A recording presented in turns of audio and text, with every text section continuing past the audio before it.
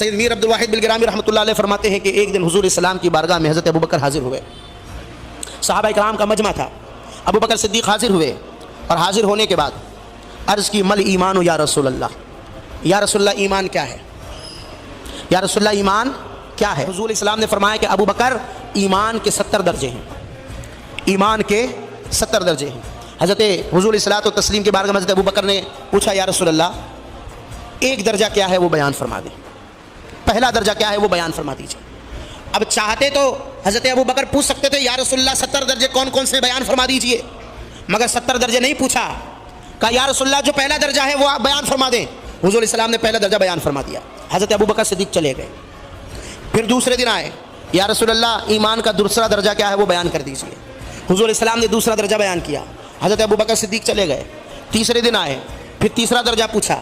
چوتھے دن آئے, چوتھا درجہ پوچھا. صحابہ اب فکر میں ہیں کہ یہ کون سی بات ہے. ابو بکر پورے درجے پوچھ لیتے, لیکن یہ ایک ایک دن میں ایک ایک کر کے ایک ایک درجہ کیوں پوچھتے جا رہے ہیں. مگر اس وقت رسول اللہ سے صحابہ نے بھی نہیں پوچھا.